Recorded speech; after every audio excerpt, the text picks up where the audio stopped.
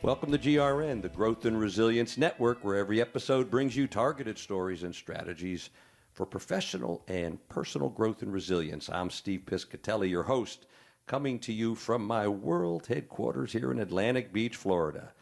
Today's episode takes a look at the interconnected topics of entrepreneurship, resilience, and relevance. In an award-winning article titled The Psychological Price of Entrepreneurship, Jessica Bruder bluntly stated, "No one said building a company is easy, but it's time to be honest about how brutal it really is and the price so many founders secretly pay." One CEO uses a metaphor of a person riding on the back of a lion, and people look and think, this person's really got it together, really brave. And the person riding the lion is thinking, how the hell did I get on a lion and how do I keep from getting eaten? Entrepreneurs have to juggle lots of demands, issues, and setbacks, and they also get to savor the successes. Our society has come to idolize the uber-successful ones like Zuckerberg. And then there is the oft-quoted statistic that only about 10% of startups, entrepreneurs, actually are successful. So why in the world would anyone want to get into this, and how do they stay balanced and healthy? From the entrepreneurs and solopreneurs I've known, it's because of passion, knowledge, curiosity, desire to learn, and an ability to make money, establish their own schedules. And really, so many of them, I think most that I've known, focus on making a difference. Today, we'll shed more light on these issues of entrepreneurship, along with thoughts about balance and relevance. And our guest today is Pepper Lindsay, the owner and CEO of Lindsay Films. She founded the company with her husband and business partner, Kent Lindsay. In addition to running the business, Pepper is a nationally award-winning producer. She has over 25 years overseeing successful productions for broadcast television, internal and external marketing videos, television movies of the week, feature films, commercial campaigns. I'm tired. This is amazing. Pepper has broad experience dealing with all aspects of the industry, from agencies to clients, studio executives, and management and production teams. And maybe her most important and demanding duty, well, it's that of being a mother of an energetic adolescent daughter. So let's welcome to the GRN studio, Pepper Lindsay. Hey, Welcome. good morning. Thank you for having me at your this is exciting. world headquarters. It's lovely. It is lovely. That's Yeah. right. We're looking at the trees behind us. They're beautiful. All right, let's start with a little background. I gave a little bit, in addition to what I said, a little bit about Pepper Lindsay, who you are, and a little bit about Lindsay Films, what you do and for whom do you do it. Okay. Pepper Lindsay grew up in Jacksonville, Florida. Believe it or not, I'm a native. Wow. Yep. And my mother was a native too, although her parents immigrated from Greece, and my dad immigrated from a little place called Homs, Syria. So, yes, I'm a product of a couple of immigrants, and I think I got my work ethic from my dad. Mm-hmm. He started his own company. He was not in this business. He was actually in a wholesale meat company with his brothers. And I remember going in the freezer when I was, 4 and seeing all the cows hanging.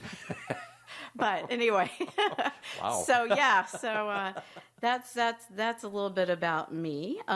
Lindsay Films is a production company, creative services company.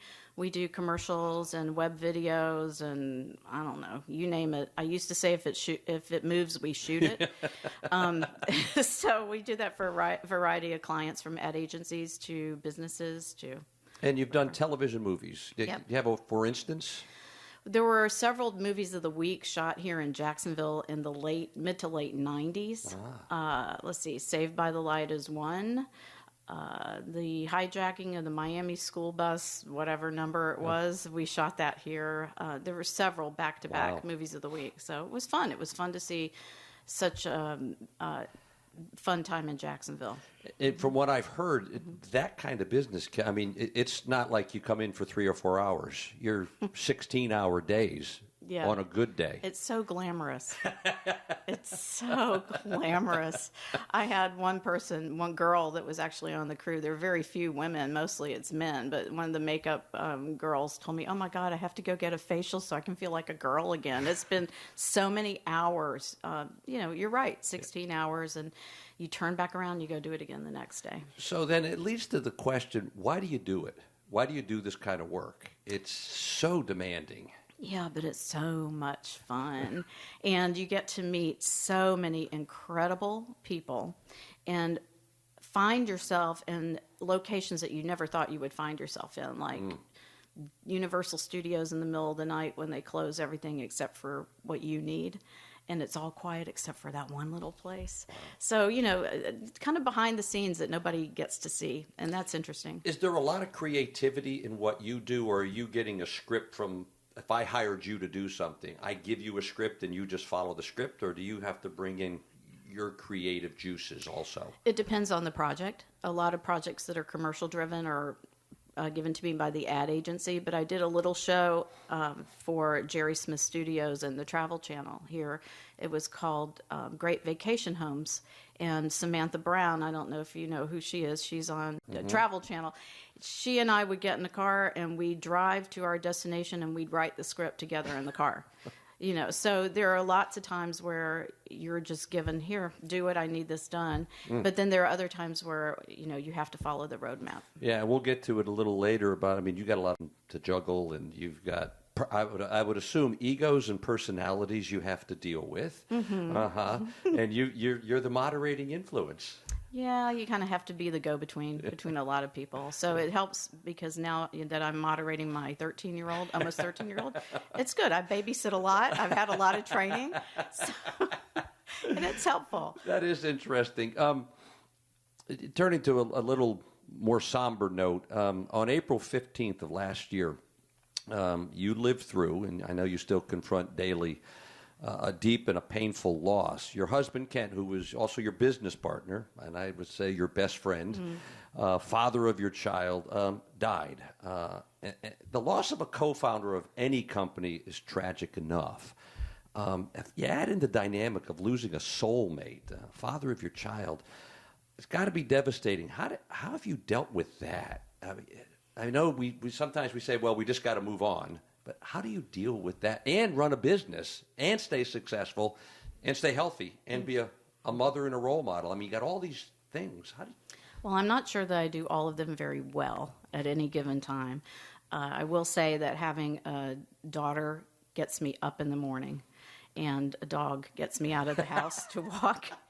And then clients have been so kind, and they keep calling and giving me work, which keeps my brain going. But, it's a challenge. So yeah, it was. And I know it had to be, when you look for the good in these things, but I know the community just really reached out in Kent's final months and year, and they still do to you. So that support group is really great. Right. Well, Kent died of lung cancer. He was a non-smoker. And he felt like his disease was a gift because it brought the people he loved together. And that's so very true. Yeah. And so very true of how Kent was in spirit. Right.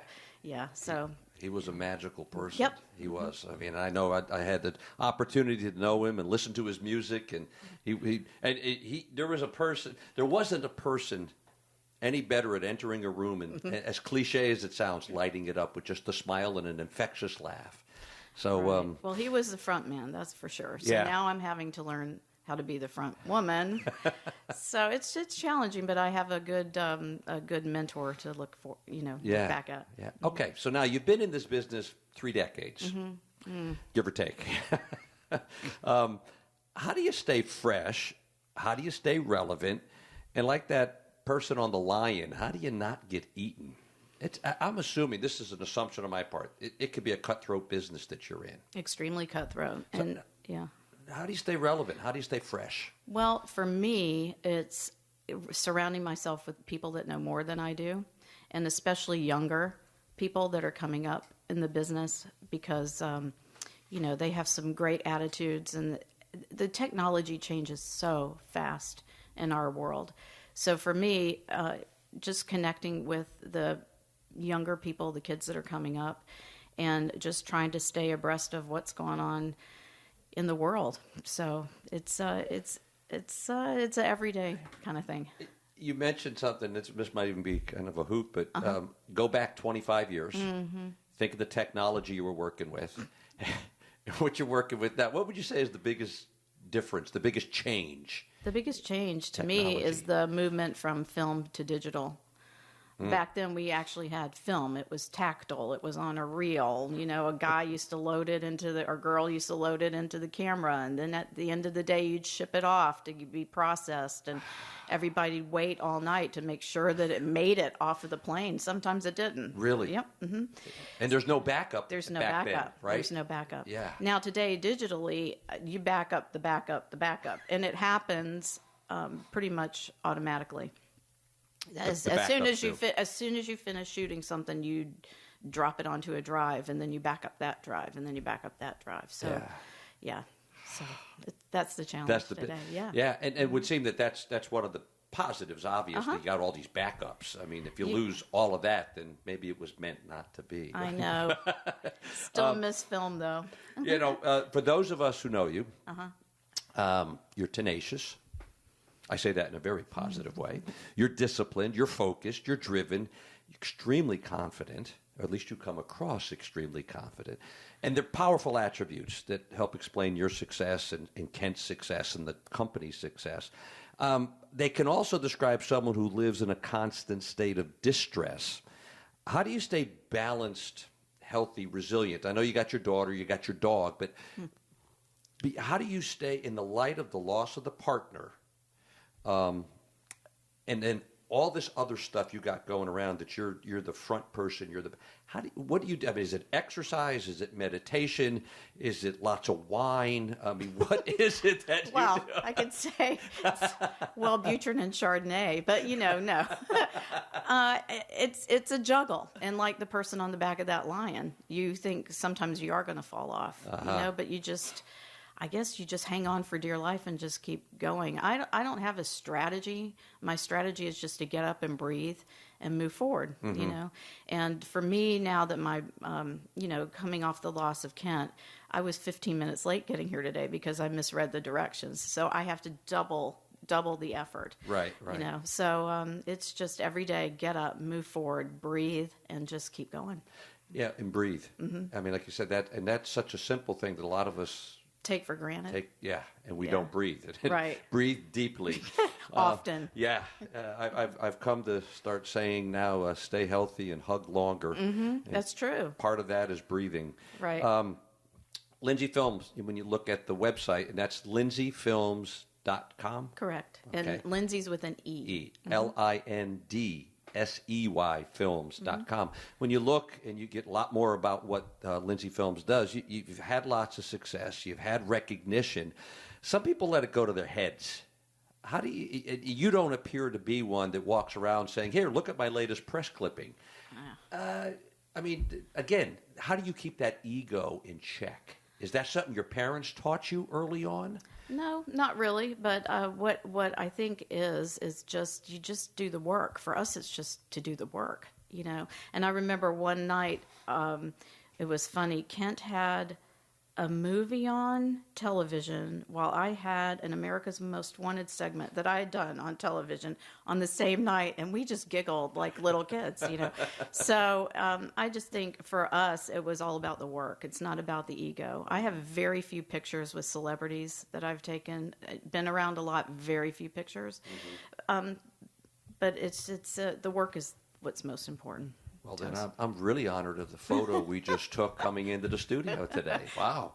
I hope you take that, you have celebrities. Photoshop and retouch. All right.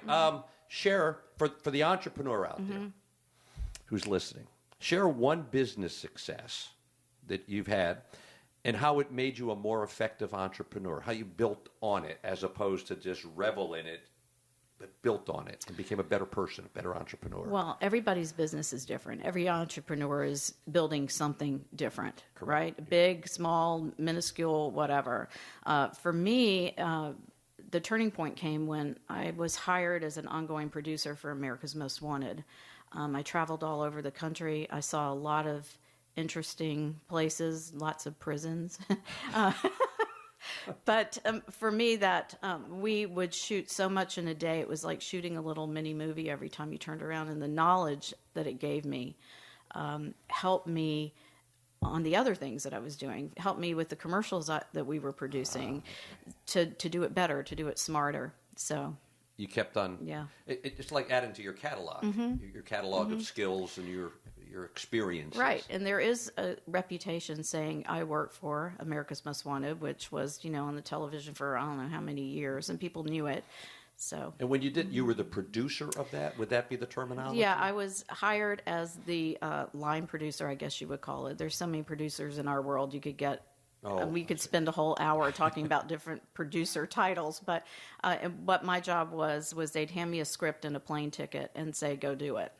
And so I would be responsible for going into whatever town and pulling the crew together, pulling the talent together, getting props, all that kind of stuff, just pulling it all together. That's a lot. It was a lot. So, okay, so you've got a lot of pieces and parts, and you got to orchestrate. And sometimes, as I understand your business, and you in particular with Lindsay Films, you've got multiple projects going on. To me, that's daunting. How do you switch tasks between all of that? I mean, whether we're an entrepreneur or not, we've got a lot of things to juggle, whatever we're doing. What are your secrets with the balancing of tasks? I just think you have to know what your limits are, too. I think, you can't, or for me anyway, I have to draw the line somewhere. And if I think I have too much going on, I'll turn down a project. Because I can't do it 100%. If I have too much going on. Now, some people would hire other people. Some people would build their business.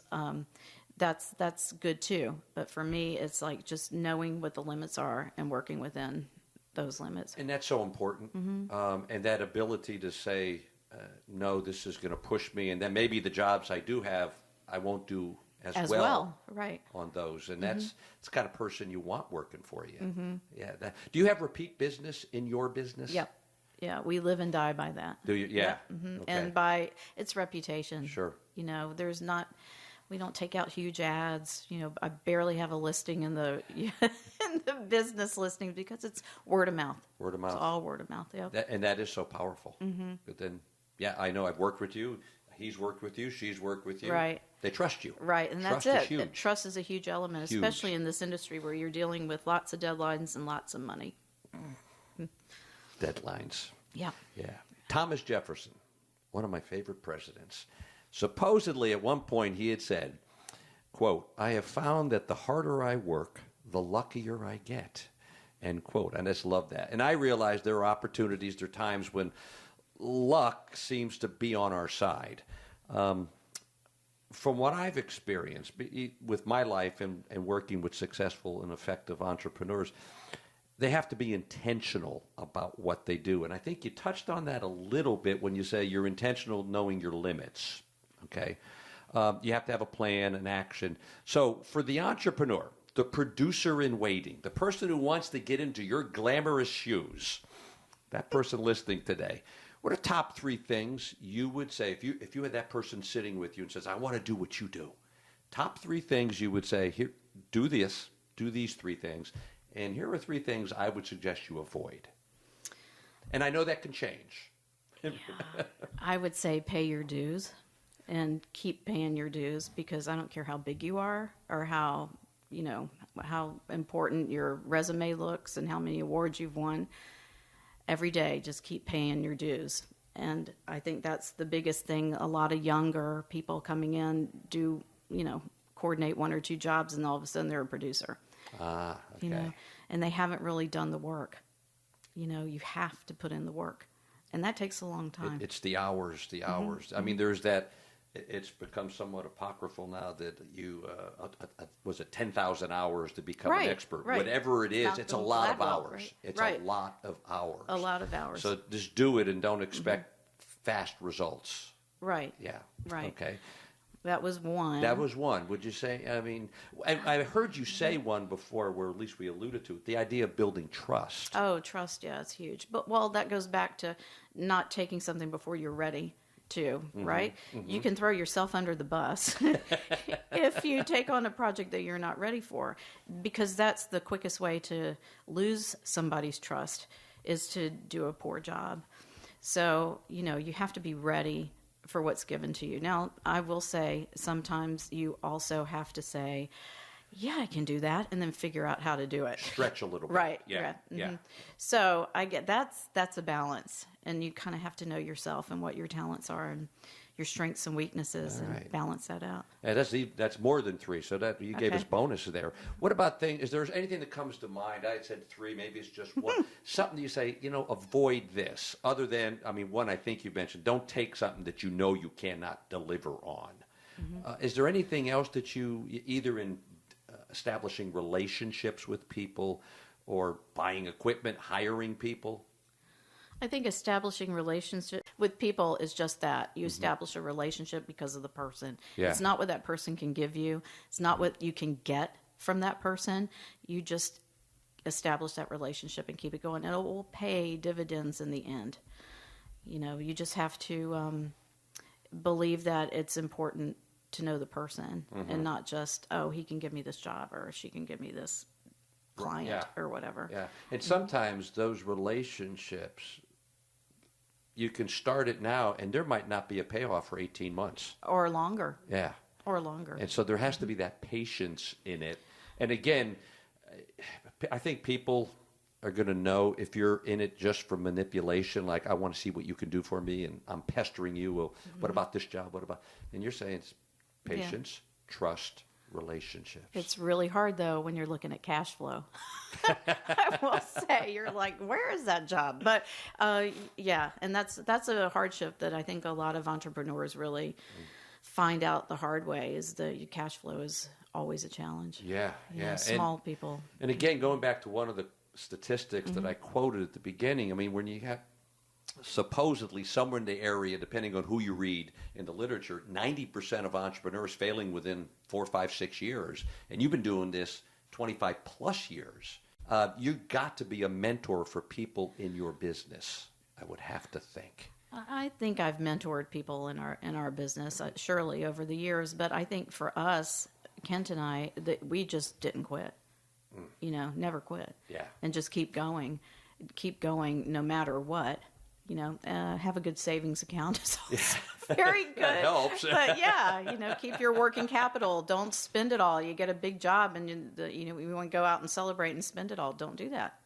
Keep it. Got to have. You don't know, and you've had mentors along the way, I'm sure. If I wanted to get into your business, how do I find a mentor? Do I find Lindsay Films and call and say, hey, I want a mentor, or is it's kind of not like that. A lot of internships are in our business. Which how do you get an internship? Well, there are 100 production companies in this city and lots of ad agencies. And if you're into it, that's when the squeaky wheel gets the grease. You call, you send your resume, and you probably won't get paid very much, if anything. But it's a way to get in and to have some hands-on experience. Nobody's going to hire you unless you have some hands-on experience. Exactly. Yeah. So, does someone need a college degree? Nope. No. Nope. Yeah. Okay. I have a AA degree, and that's it. Yeah. So I say I went to the School of Hard Knocks, and that's where the diploma's from. And they're still out there, aren't they? They're still out there. They're still out there. Still because I studying. know you're running right from this recording. Yeah, that's the studio. You're going to another meeting, Right. And your day is just like you're constant. It's busy. It's busy, but that's good. Yeah.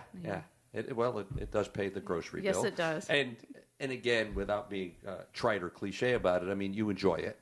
You feel like you're making a difference. You are making a difference. And when these people keep coming back to you, obviously you're doing a stellar job. Well, thank you. You have to, You because have to, yeah. the money at what you're doing, it's not a cup of coffee. This is some bucks. And I also think people need to, what is success to you? Is success tons of money? Is success having a good reputation? Is success doing projects that you feel good about? All the above, one or two? I think you really have to determine what success is. That's such an for important you. point. That's wonderful. We'll come back to that at the Okay. very end. Listen, remaining time. Yes. I had my questions I asked you, and you've been kind to humor me and answer those. Is there something we haven't covered? Is there something that you would say, I'd like to make sure that the people listening, whether it's about resilience, whether it's about staying relevant, whether it's about getting into movies and production, whether it's about being an entrepreneur, what would you say to them? How would you leave that with them? Well, Kent used to put quotes all over the house. They're still there, taped on the mirror, on the doors. There's all these quotes. But one of his favorite quotes, and I really don't know who this was by, but it says, "Nothing splendid can ever be achieved except by those who dare to believe that something inside of them is superior to circumstance." So that was his favorite quote. If you go on his Facebook page, it's still there. Is that right? Yeah. And I think you have to really, at least for me, look beyond what's happening right now.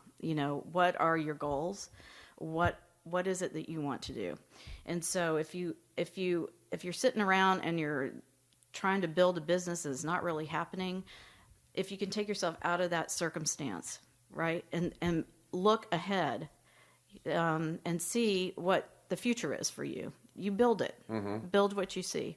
And it takes time, it takes effort, but that's what And that is, I think that's missed at times. There's a great book by Daniel Coyle, and the title is The Talent Code. And one of his last chapters in the book is titled Stare at Who You Want to Become. And that is, that's so important. I think I'm hearing that with what you're saying. Where do you want to go? Right. Visualize. Yeah, it's all part of the secret. If you know what the secret is what you think about, you bring about. So think about those positive things. Think about where you want to be in the future. Think about that, and don't dwell on your lack or what you don't have right now. Yeah. And folks, what Pepper is doing so kindly for you right there is giving you a call to action. And again, it's this: stare at who you want to become. Don't lose sight, though. I still like to tell audiences, stare at who you have become on the way to becoming who you want to become. Oh, yeah, that makes sense. Yeah, and it's looking at who am I, what are my successes, what are my challenges, and then you keep moving forward. And I love, I got notes all over the place here, folks, but I love what you had said. What is success to you? And that's an interesting piece to sit down, just even write it. What is success? Is it money? Is it fame? Is it the recognition? Is it making a difference in your community? And if it's making a difference, what kind of a difference? That's powerful. Also, folks, as we tie it up, other points that I've got scribbled all over here. Surround yourself with people who can help you. That's not manipulative. That's positive. Understand your limits. Stretch, but also understand your limits. Pay your dues. Trust. You have to build trust with people. That's part of the relationships. And never quit. Just keep going. You might have to make some adjustments. Right. Yes. Yeah. All right. Pepper, I appreciate you being with us today. This has been fun. And everybody out there, good luck. All right. And again, folks, go to lindseyfilms.com. That's LindseyFilms.com for more information about what Pepper and her team do and how they give back to the community. And I want to thank you, the listeners. Without you, there's no Growth and Resilience Network. Visit my website, stevepiscitelli.com, for more information about upcoming conversations and about my programs and other resources for your personal growth and resilience. And while at my website, I've made it really easy for you to sign up for my email and newsletter list, and I promise never to spam you, never. So until we meet again, either virtually online or somewhere in person around this great nation, I'm Steve Piscitelli from my world headquarters here in Atlantic Beach, Florida, reminding all of us to choose well, live well, and be well. Bye-bye, folks.